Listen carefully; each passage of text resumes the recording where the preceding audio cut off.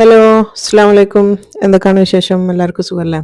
അപ്പോൾ ഇന്നത്തെ വീഡിയോയിൽ കാണിക്കുന്ന നല്ലൊരു ബ്രേക്ക്ഫാസ്റ്റിനോ അല്ലെങ്കിൽ ഡിന്നറിനൊക്കെ കഴിക്കാൻ പറ്റുന്ന നല്ലൊരു കോംബോ ആണ് കേട്ടോ. ഒരു സ്പെഷ്യൽ റൊട്ടിയാണ്, അതുപോലെ തന്നെ ഒരു സ്പെഷ്യൽ കറിയാണ്. ഈ റൊട്ടി നിങ്ങൾ ഇതുവരെ കണ്ടിട്ടും ഉണ്ടാവില്ല, കേട്ടിട്ടും ഉണ്ടാവില്ല. അങ്ങനത്തെ ഒരു ടൈപ്പിലുള്ള ഒരു റൊട്ടിയാണ് കേട്ടോ. ഗസ്റ്റൊക്കെ വരുമ്പോൾ ഉണ്ടാക്കാൻ പറ്റുന്ന നല്ല അടിപൊളി കോംബോ ആണ്. മുട്ട വെച്ചിട്ട് ഈ ഒരു രീതിയിൽ ഇതുവരെ ട്രൈ ചെയ്ത് നോക്കിയിട്ടില്ലെങ്കിൽ എന്തായാലും ഇതുപോലെ ഒന്ന് ഉണ്ടാക്കി നോക്കുകയും വേണം. അപ്പോൾ എന്നും പറയണ പോലെ തന്നെ ആദ്യമായിട്ട് എൻ്റെ ചാനൽ കാണുന്നവർ ആരെങ്കിലും ഉണ്ടെങ്കിൽ ഒന്ന് സബ്സ്ക്രൈബ് ചെയ്ത് സപ്പോർട്ട് ചെയ്യാൻ ആരും മറന്നു പോകരുത്. തൊട്ടടുത്തുള്ള ബെല്ലൈക്കണിൽ ഓൾ എന്നുള്ള ഓപ്ഷൻ കൊടുക്കുകയാണെങ്കിലാണ് ഞാനിടുന്ന വീഡിയോസൊക്കെ പെട്ടെന്ന് തന്നെ കിട്ടുക. വീഡിയോസൊക്കെ നിങ്ങൾക്ക് ഇഷ്ടമാകുകയാണെങ്കിൽ ഒന്ന് ലൈക്ക് ചെയ്യുകയും ചെയ്യണേ. അപ്പോൾ ആദ്യം തന്നെ നമ്മൾ ആ ഒരു റൊട്ടിക്കുള്ള മാവ് കുഴയ്ക്കാൻ വേണ്ടി പോവുകയാണ്. ഞാനിവിടെ ഗോതമ്പ് പൊടിയാണ് എടുത്തത് കേട്ടോ. ഒരു 4-4.5 കപ്പോളം ഗോതമ്പ് പൊടി ഉണ്ടാവും. അത്രയും പൊടി ഞാൻ അരിച്ചെടുത്ത് വെച്ചതാണ്. അപ്പോൾ ഗോതമ്പ് പൊടിയിലേക്ക് പകരം നിങ്ങൾക്ക് മൈദപ്പൊടി കൊടുക്കാം കേട്ടോ. ഇതിലേക്ക് ഒരു 1.5 ടീസ്പൂണോളം ഉപ്പ് ചേർത്ത് കൊടുക്കുന്നുണ്ട്. 1 ടീസ്പൂൺ പഞ്ചസാരയും ചേർത്ത് കൊടുക്കണേ. എന്നിട്ട് ഇത് വെള്ളം ചേർത്തിട്ട് നന്നായിട്ടൊന്ന് കുഴച്ചെടുക്കുക. ഒരു പൂരിക്കൊക്കെ കുഴക്കണ പോലെയാണ് കുഴക്കേണ്ടത് കേട്ടോ. ഞാൻ നന്നായിട്ട് കുഴച്ച് കൊണ്ടുവന്നതാണിത്. നല്ല ടൈറ്റിലാണ് കുഴക്കേണ്ടത് കേട്ടോ. നല്ല സോഫ്റ്റ് ആയിരിക്കണം, എന്നാലും നല്ല ടൈറ്റ് ആയിരിക്കണം. തീരെ ലൂസായി പോകാൻ പാടില്ല. നല്ലൊരു ചപ്പാത്തിക്ക് കുഴക്കുന്ന പോലെ കുഴക്കാൻ പാടില്ല. അപ്പോൾ ഈ ഒരു നല്ല ടൈറ്റായിട്ട് തന്നെ കുഴച്ചെടുത്തതാണ്. ഇത് നമുക്ക് അവിടെ കവർ ചെയ്ത് വെക്കാം. ഇതിൻ്റെ ഫില്ലിംഗ് ഉണ്ടാക്കാം. അപ്പോൾ ഫില്ലിങ്ങിന് വേണ്ടിയിട്ട് ഞാനിതൊരു മിക്സി എടുത്ത് വെച്ചിട്ടുണ്ട്. അതിലേക്ക് ഞാൻ വേവിച്ച് വെച്ചിട്ടുള്ള ഗ്രീൻ പീസ് ആണ് ഇട്ടത്. ഇത് ഫ്രോസൺ ഗ്രീൻ പീസ് ഞാൻ വേവിച്ചെടുത്തതാണ്. ഇപ്പോൾ ഇത് കണ്ടില്ലേ, നന്നായിട്ട് വേവിച്ചതാണ്. അതൊരു കപ്പ് ഉണ്ട്. അപ്പോൾ അത് ഞാൻ മിക്സിയിലേക്ക് ഇട്ട് കൊടുത്തിട്ടുണ്ട്. ഒരു കപ്പ് തന്നെ നമുക്ക് പാലക്കിൻ്റെ ഇലയും വേണം കേട്ടോ. അത് ചൂടുവെള്ളത്തിലെടുത്ത് മുക്കിയിട്ട് എടുത്തതാണ്. ഇത് എങ്ങനെ ഉണ്ടാക്കാന്നുള്ള എല്ലാവർക്കും അറിയണമായിരിക്കുമല്ലോ. പാലക്കിൻ്റെ ഇല വാങ്ങുക, നല്ലോണം വെള്ളം തിളപ്പിക്കുക. തിളച്ച് കഴിഞ്ഞിട്ട് ഈ ഒരു ഇലയിലിട്ടിട്ട് അപ്പോൾ തന്നെ ഒരു 10 സെക്കൻഡ് കൊണ്ട് തിരിച്ചതിൽ നിന്ന് എടുത്താൽ മതി കേട്ടോ. അങ്ങനെയാണ് ഈ ഒരു പാലക്കിൻ്റെ ഇല ഉണ്ടാക്കുക. ഇതിനി അരക്കാനുള്ളതാണ്. അപ്പോൾ അതിൻ്റെ കൂടെ തന്നെ ഇനിയിപ്പോൾ ഞാൻ കുറച്ച് മല്ലിച്ചപ്പ് ഇട്ട് കൊടുക്കുന്നുണ്ട് കേട്ടോ. ഒരു 1/4 കപ്പോളം മല്ലിച്ചപ്പും കൂടെ ചേർത്ത് കൊടുക്കുന്നുണ്ട്. പിന്നെ വേണ്ടത് ആവശ്യത്തിന് ഉപ്പാണ്. ഒരു 1/2 ടീസ്പൂൺ ഉപ്പ് ചേർത്ത് കൊടുത്താണ്. പിന്നെ വേണ്ടത് കുറച്ച് പഞ്ചസാര ഇട്ട് ഒരു 1/2 ടീസ്പൂൺ പഞ്ചസാര. പിന്നെ വെള്ളം കുറച്ച്, എത്രത്തോളം കുറച്ച് വെള്ളത്തിൽ അരക്കാൻ പറ്റുമോ അത്രത്തോളം കുറഞ്ഞ വെള്ളത്തിലാണ് അരച്ചെടുക്കേണ്ടത് കേട്ടോ. ഒരു 2 ടേബിൾ സ്പൂൺ വെള്ളം ചേർത്ത് കൊടുക്കുക, 2-3 ടേബിൾ സ്പൂൺ. എന്നിട്ട് അരിയാൻ നോക്കുക. എന്നിട്ട് പോരാൻ തോന്നുകയാണെങ്കിൽ കുറച്ചും കൂടെ വെള്ളം ഒഴിച്ച് കൊടുത്താൽ മതി. അപ്പോൾ അത് നന്നായിട്ട് അരച്ച് കൊണ്ടുവന്നിട്ടുണ്ട്. പിന്നെ അരക്കുമ്പോൾ ശ്രദ്ധിക്കാൻ നല്ല ഫൈൻ പേസ്റ്റ് ആയിരിക്കണം കേട്ടോ. തരിതരിയൊന്നും ഉണ്ടാവരുത്. നല്ല ഫൈനായിട്ട് അരച്ചെടുക്കുക. അപ്പോൾ ആ വെള്ളം അവിടെ ബാക്കിയുണ്ട്. ഇനിയിപ്പോൾ അതൊരു പാനിലേക്ക് ഇട്ട് കൊടുക്കണം കേട്ടോ. അപ്പോൾ ഞാനൊരു പാൻ വെച്ചിട്ടുണ്ട്. അതിലേക്ക് ഒരു സ്പൂൺ വെളിച്ചെണ്ണ ഒഴിച്ച് കൊടുത്തിട്ടുണ്ട്. വെളിച്ചെണ്ണ ഓയിൽ ഇഷ്ടമുള്ള എടുക്കട്ടോ. അതിലേക്ക് ഒരു 1/2 ടീസ്പൂൺ ഇഞ്ചി വെളുത്തുള്ളി പേസ്റ്റാണ് ഇട്ട് കൊടുക്കുന്നത്. ഇനിയിപ്പോൾ ഇഞ്ചി വെളുത്തുള്ളി ഒന്ന് ചെറുതായിട്ടൊന്ന് മുരിഞ്ഞോട്ടെ. ചെറിയ തീയിലാക്കി വെച്ചാണ് കേട്ടോ. ഞാൻ അന്ന് മുരിഞ്ഞ് കഴിഞ്ഞാലാണ് നമ്മൾ അതിലേക്ക് ബാക്കി ചേർത്ത് കൊടുക്കുക. ഇനിയിപ്പോൾ കുറച്ച് കായപ്പൊടിയാണ് വേണ്ടിയിട്ട്. അത് ഒരു ഇഞ്ചി വെളുത്തുള്ളിയൊക്കെ ഒന്ന് ചെറുതായിട്ടൊന്ന് മുരിഞ്ഞിട്ടുണ്ട്. കായപ്പൊടി ഒരു 1/2 ടീസ്പൂണോളം കായപ്പൊടിയും കൂടെ ചേർത്ത് കൊടുക്കുക. അപ്പോൾ അത് രണ്ടും കൂടെ നന്നായിട്ടൊന്ന് മുരിഞ്ഞ് വന്നിട്ടുണ്ട്. ഇനി ഇതിലേക്ക് ഒരു 1/2 ടീസ്പൂൺ നല്ല ജീരകത്തിൻ്റെ പൊടിയും കൂടെ വേണം കേട്ടോ. ക്യുമിൻ പൗഡറാണ്. ഞാനത് ക്യുമിൻ എന്ന് ഇംഗ്ലീഷ് പറയണത് എന്താണെന്ന് വെച്ചാൽ മനസ്സിലാവാൻ വേണ്ടിയിട്ടാണ് കേട്ടോ. ചെറിയ ജീരകം, നല്ല ജീരകം എന്നൊക്കെ പറയുന്ന സമയത്ത് ചിലർക്ക് മനസ്സിലായില്ലെങ്കിലോ എന്ന് വിചാരിച്ചിട്ടാണ്. ഇനിയിപ്പോൾ നമ്മൾ അരച്ച് വെച്ചിട്ടുള്ള ആ ഒരു പച്ച പേസ്റ്റും കൂടെ ഇതിലേക്ക് ചേർത്ത് കൊടുക്കുക. ഗ്രീൻ പീസിൻ്റെ അരപ്പാണിത്. ഗ്രീൻ പീസും പാലക്കും. എന്നിട്ട് ഇത് നന്നായിട്ട് മിക്സ് ആക്കി കൊടുക്കുക. രണ്ടും നമ്മൾ ആദ്യം വഴറ്റി വെച്ച സാധനങ്ങളും ഈ ഒരു അരപ്പും കൂടെ നന്നായിട്ട് മിക്സ് ആവണം. അപ്പോൾ നന്നായിട്ട് മിക്സ് ചെയ്തിട്ട് ഇത് തിളയ്ക്കാൻ തുടങ്ങിയിട്ടുണ്ട്. ഇനി ഇതിലുള്ള വെള്ളം നന്നായിട്ട് വറ്റിച്ചെടുക്കണം കേട്ടോ. അപ്പോൾ അത് ഞാൻ സ്പീഡാക്കി കാണിക്കുന്നതാണ്. കുറച്ച് ടൈം എടുക്കും ഇതിങ്ങനെ വറ്റി വരാൻ വേണ്ടിയിട്ട്. അപ്പോൾ അതിപ്പോൾ കണ്ടല്ലോ, ഓൾമോസ്റ്റ് വറ്റി കഴിഞ്ഞിട്ടുണ്ട്. നന്നായിട്ട് വറ്റണം. ഇത് ഒട്ടാത്തൊരു പാകത്തിലേക്കായി വരണം കേട്ടോ. കൈ കൊണ്ട് നമുക്ക് എടുത്ത് ഷേപ്പ് ചെയ്യാൻ പറ്റുന്ന ആ ഒരു പാകത്തിലാകണ വരെ കുറച്ചൊന്ന് വറ്റിച്ചെടുക്കുക. അപ്പോൾ അത് നന്നായിട്ട് വറ്റിയിട്ടുണ്ട്. ഇപ്പോൾ തീ ഓഫ് ചെയ്ത് കേട്ടോ. അതിങ്ങനെ ഉരുട്ടി നോക്കുക കേട്ടോ. ഉരുട്ടിയിട്ട് നമുക്ക് ഷേപ്പാക്കാൻ പറ്റുന്നുണ്ടോ എന്നുള്ളത് ഇതിപ്പോൾ റെഡിയാണ്. ഇത് ചൂടാറുന്ന സമയത്ത് ഒന്നും കൂടെ ഒന്ന് കട്ടിയായിട്ട് വരികയും ചെയ്യും. അപ്പോൾ ഇത് ചൂടാറിയതിൻ്റെ ശേഷമാണ് ഇട്ടത്. ചൂടാറിയതിൻ്റെ ശേഷം കാണിച്ചാൽ നമ്മൾ ഒരു പൊടിയൊക്കെ കുഴയ്ക്കുന്ന പോലെ നമുക്കിതെടുത്ത് കുഴയ്ക്കാനും അതുപോലെ ഷേപ്പ് ചെയ്യാനും ഒക്കെ പറ്റും. അപ്പോൾ അത് കുഴച്ച് വെച്ച മാവാണിത്. നമ്മൾ ആ ഒരു വഴറ്റിയെടുത്തിട്ടുള്ള ഇതിൽ നിന്ന് നമ്മൾ ചെറിയ ചെറിയ ഉരുളാക്കിയിട്ട് മാറ്റണം കേട്ടോ. ഓരോ റൊട്ടീൻ്റെ ഉള്ളിൽ നമുക്ക് ഫില്ല് ചെയ്യാനുള്ളതാണ്. അപ്പോൾ അത് ചെറിയ ചെറിയ എത്ര വലുപ്പത്തിലുള്ള റൊട്ടിയാണോ നിങ്ങൾ ഉണ്ടാക്കുന്നത് അതിനനുസരിച്ച് ഉരുളാണ് ഉരുട്ടിയെടുക്കേണ്ടത് കേട്ടോ. നമ്മൾ ചപ്പാത്തിൻ്റെ ഉള്ളിലേക്ക് ഫില്ല് ചെയ്യാനുള്ളതാണ്. ചെറിയ ചെറിയ ബോൾസ്, ഒരു നെല്ലിക്ക വലുപ്പത്തിലൊക്കെ മതി. അപ്പോൾ ഇങ്ങനെ മൊത്തം ഞാൻ ഉരുട്ടിയെടുത്തിട്ടുണ്ട്. ഈ ഒരു അളവിൽ എനിക്കൊരു 10-11 എണ്ണമാണ് കിട്ടിയത് കേട്ടോ. ഈ ഒരു രീതിയിൽ ഉരുട്ടി വെച്ചിട്ടുണ്ട്. ഇനി നമ്മൾ നേരത്തെ കുഴച്ച് വെച്ചിട്ടുള്ള മാവ് എടുക്കുക. അതിൽ നിന്ന് ഇതേപോലെ ചെറിയ ചെറിയ നമുക്കൊരു ചപ്പാത്തിൻ്റെ വലുപ്പത്തിലുള്ള ഉരുളായിട്ട് ഉരുട്ടിയെടുക്കുക. സാധാരണ നമ്മൾ ചപ്പാത്തിക്ക് എടുക്കുന്ന അതേ സെയിം ഉരുള കേട്ടോ. പൂരിനെക്കാട്ടും കുറച്ച് വലുപ്പത്തിൽ. അതും ഞാനിതൊരു 10-11 ഉരുട്ടി വെച്ചിട്ടുണ്ട്. ഇനി അതിൽ നിന്ന് ഓരോ ഉരുള എടുക്കുക. എന്നിട്ട് ജസ്റ്റ് ചെറുതായിട്ടൊന്ന് പരത്തി കൊടുക്കണം കേട്ടോ. അതിൻ്റെ ഉള്ളിൽ നമുക്ക് ഫില്ല് ചെയ്യാനുള്ളതാണ്. അപ്പോൾ നല്ലൊരു ടേസ്റ്റാണ് ഈ ഒരു ഗ്രീൻ പീസും പാലക്കും രണ്ടും കൂടെ ചേർന്ന് വരുന്ന സമയത്ത്. അതുപോലെ മസാലകളൊക്കെ അതും ഉണ്ട്. നല്ലൊരു ടേസ്റ്റാണ് കേട്ടോ. അപ്പോൾ അത് ചെറുതായിട്ടൊന്ന് ഞാൻ പരത്തി കൊടുക്കുന്നുണ്ട്.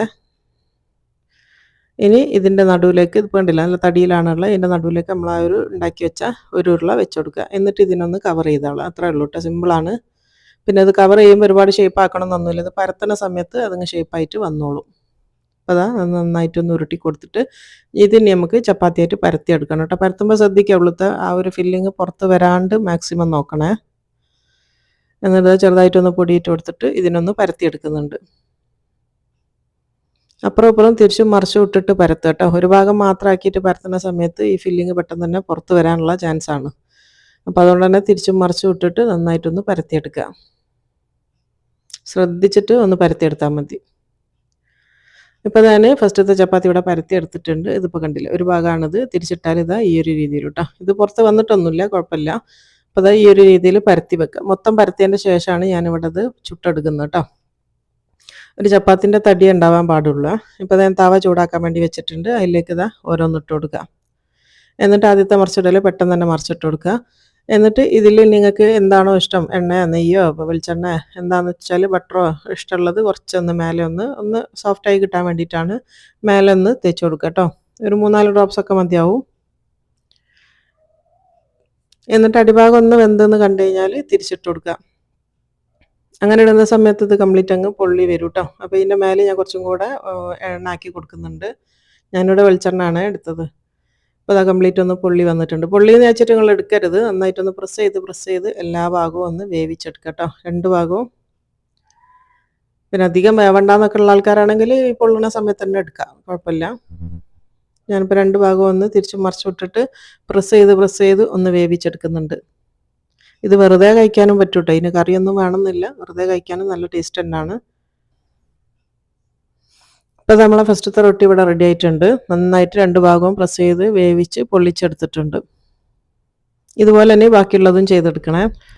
ഇപ്പോൾ ഇത് കംപ്ലീറ്റ് റൊട്ടി ഇവിടെ ചുട്ട് വെച്ചിട്ടുണ്ട്. ഇനിയിപ്പോൾ അടുത്തത് ഞാൻ മുട്ടക്കറിയാണ് ഉണ്ടാക്കുന്നത്. ഒരു സ്പെഷ്യൽ മുട്ടക്കറിയാണ്. അതിൻ്റെ മസാല മുട്ട പൊരിക്കാനുള്ളതാണ്. 1 ടേബിൾ സ്പൂൺ മുളക് പൊടി, ഒരു നുള്ളു മഞ്ഞൾപ്പൊടിയും, കുറച്ച് ഗരം മസാലയും, ഉപ്പും.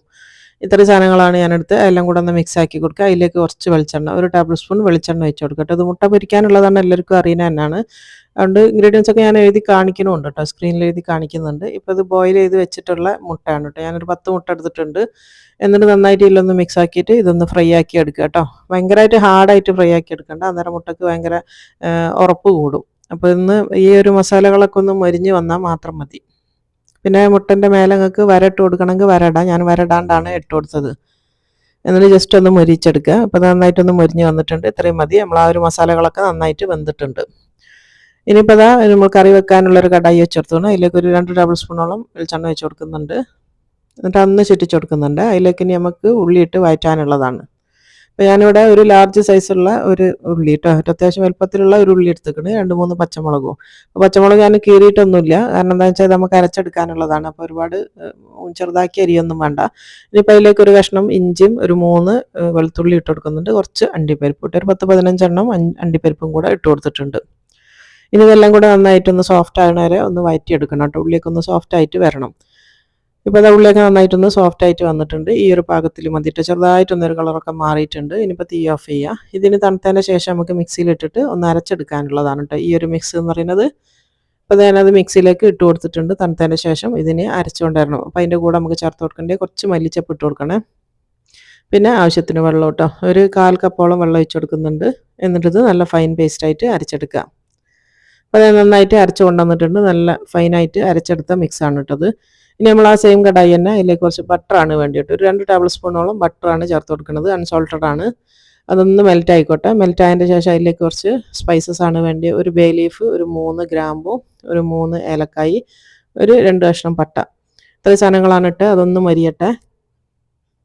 അതൊന്ന് മൊരിയാൻ തുടങ്ങിയാൽ അതിലേക്ക് ഇത് ഒരു 1/2 ടീസ്പൂൺ നല്ല ജീരകത്തിൻ്റെ പൊടി ചേർത്ത് കൊടുത്തിട്ടുണ്ട്. അതുപോലെ തന്നെ 1/2 ടീസ്പൂൺ ഗരം മസാലയും കൂടെ ചേർത്ത് കൊടുത്തിട്ടുണ്ട്. ഇനി ആ ഒരു പൊടികളൊന്ന് ഇതിൽ കിടന്നിട്ട് ഒന്ന് മൊരിഞ്ഞോട്ടെ. ഒരു 10 സെക്കൻഡ് നേരം ഇതൊന്ന് നന്നായിട്ടൊന്ന് ഇളക്കി മിക്സ് ആക്കി കൊടുക്കുക. ചെറിയ തീയിലായിരിക്കണം കേട്ടോ. അതിന് ശേഷം നമ്മൾ ഇതിലേക്ക് അരച്ച് വെച്ചിട്ടുള്ള നമ്മളെ കറീൻ്റെ മിക്സ് ഇതിലേക്ക് ഇട്ട് കൊടുക്കാം. ആ ഒരു ഉള്ളിയും എല്ലാ മസാലകളും അണ്ടിപ്പരിപ്പും എല്ലാം ഉള്ളതാണിത്. എന്നിട്ട് നന്നായിട്ട് രണ്ടും കൂടെ യോജിപ്പിച്ച് മിക്സ് ആക്കി കൊടുക്കുക. പിന്നെ അതൊക്കെ ഓൾറെഡി നമ്മൾ വെന്തതാണ് കേട്ടോ. ഇനി അപ്പോൾ ഒരുപാട് നേരം ഇട്ടിട്ട് നമുക്കിത് വഴറ്റിയെടുക്കൊന്നും വേണ്ട. ആ ഒരു ഉള്ളി മസാലയൊക്കെ നന്നായിട്ട് നമ്മൾ വഴറ്റിയതിൻ്റെ ശേഷമാണ് നമ്മളത് അരച്ചെടുത്തത്, പച്ച അല്ല. അപ്പോൾ ജസ്റ്റ് ഒന്ന് മിക്സ് ചെയ്ത് കൊടുത്താൽ മതി. എല്ലാം ഒന്ന് യോജിച്ച് കിട്ടിയാൽ മതി. ആ ഒരു നമ്മൾ ബട്ടറിൽ വരട്ടിയിട്ടുള്ള മസാലകളൊക്കെ. ഇപ്പോൾ നന്നായിട്ട് വരട്ടി, ഇപ്പോൾ നന്നായിട്ട് എണ്ണയൊക്കെ തെളിയാൻ തുടങ്ങിയിട്ടുണ്ട്. ഇനി ഇതിലേക്ക് ചേർത്ത് കൊടുക്കേണ്ടത് തൈരാണ് കേട്ടോ. തൈര് പുളിയില്ലാത്ത തൈരായിരിക്കണം. ഒരു 1/2 കപ്പാണ് ഞാൻ ചേർത്ത് കൊടുത്തത്.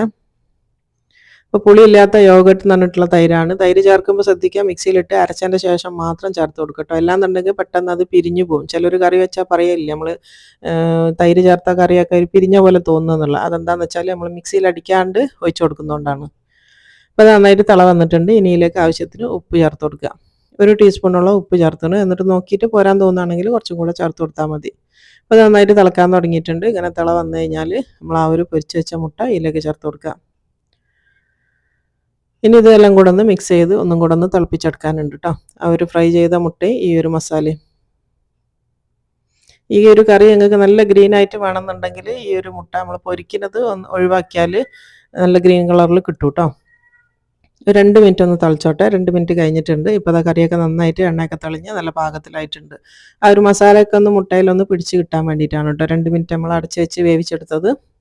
ഇനി ഇതിലേക്ക് ചേർത്ത് കൊടുക്കേണ്ടത് കുറച്ച് ക്രീമാണ്. അതും ഒരു 1/4 കപ്പാണ് ഞാനെടുത്തത്. അതും ഞാൻ മിക്സിയിൽ അരച്ചെടുത്തതാണ് കേട്ടോ. കുറച്ച് വെള്ളം ചേർത്തിട്ട് അതും കൂടെ ചേർത്ത് കൊടുക്കുന്നുണ്ട്. ഒരു 1/4 കപ്പ് ഫ്രഷ് ക്രീം. പിന്നെ എൻ്റെ ഇടയ്ക്ക് ആരതോ ഒരു കമൻറ്റ് കണ്ടിരുന്നു, ഞാൻ ഉണ്ടാക്കുന്ന എല്ലാ സാധനവും റിച്ചാണ്, ഇങ്ങനത്തെ സാധനങ്ങളൊന്നും എല്ലാവർക്കും കിട്ടൂല എന്ന് പറഞ്ഞിട്ട്. ഈ ഒരു ക്രീമൊന്നും അങ്ങനെ റിച്ചായിട്ട് എനിക്ക് തോന്നുന്നില്ല കേട്ടോ. ഇപ്പോൾ എല്ലാവരും വാങ്ങിക്കുന്ന സാധനമാണ്. എല്ലാ ചെറിയ കടകളിൽ പോലും വാങ്ങിക്കാൻ കിട്ടുന്ന സാധനം കൂടിയാണ് ഈ ഒരു ഫ്രഷ് ക്രീം എന്ന് പറയുന്നത്. ഒരുപാട് പൈസ ഉള്ള സാധനം ഒന്നുമല്ല, ഒരു ഡയറി പ്രോഡക്റ്റാണ്. ഇനിയിപ്പോൾ തീരെ നിങ്ങൾക്ക് ഇതില്ല എന്നുണ്ടെങ്കിൽ അതിന് പകരം നല്ല കട്ടിയുള്ള തേങ്ങാപ്പാൽ വെച്ചാലും മതി കേട്ടോ. ഫ്രഷ് ക്രീം ഒഴിക്കുന്നതിന് പകരം എന്താ ഒഴിക്കാമെന്ന് ചിലർ ചോദിക്കലുണ്ട്. അപ്പോൾ അതിലേക്ക് 1 സ്പൂൺ കസൂരി മെത്തിയും കുറച്ച് മല്ലിച്ചപ്പും കൂടാണ് ഞാൻ ചേർത്ത് കൊടുത്തത്. കസൂരി മെത്തി നിർബന്ധമാണ് കേട്ടോ. ആ ഒരു ഫ്ലേവറിന് എന്തായാലും വേണം. പിന്നെ കുറച്ചും കൂടെ മല്ലിച്ചപ്പും കൂടെ ഇട്ട് കൊടുത്തിട്ടുണ്ട്. ഇനി ഇത് ലാസ്റ്റ് നമ്മൾ ക്രീം ചേർത്തതിന് ശേഷം ഒന്നും കൂടെ ഒന്ന് തിളയ്ക്കട്ടെ. ഗ്രേവി പോരാൻ തോന്നുകയാണെങ്കിൽ കുറച്ചും കൂടെ വെള്ളം ഒഴിച്ച് കൊടുക്കുക. ഞാനിപ്പോൾ കുറച്ചും കൂടെ വെള്ളം ഒഴിക്കുന്നുണ്ട്. ഒരു 1/4 കപ്പും കൂടെ വെള്ളം ഒഴിച്ച് കൊടുത്തിട്ടുണ്ട്. കാരണം ഗ്രേവി കുറച്ച് ആവശ്യമുള്ളതുകൊണ്ടാണ്. നിങ്ങൾക്ക് അങ്ങനെ ഗ്രേവി വേണ്ടാന്നുണ്ടെങ്കിൽ അങ്ങനെ തന്നെ തിളപ്പിച്ച് വറ്റിച്ചെടുത്താൽ മതി.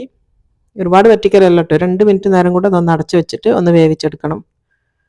ഇപ്പോൾ 2 മിനിറ്റ് കഴിഞ്ഞിട്ടുണ്ട്. നമ്മൾ ക്രീം ചേർത്തതിന് ശേഷം 2 മിനിറ്റ് അടച്ച് വെച്ച് വേവിച്ചിട്ടുണ്ട്. എണ്ണയൊക്കെ തെളിഞ്ഞൊരു പാകത്തിലായിട്ടുണ്ട്. ഇതാണ് നമ്മളെ കറി റെഡി കേട്ടോ. ഇനി നമുക്ക് തീ ഓഫ് ചെയ്ത് കൊടുക്കാം.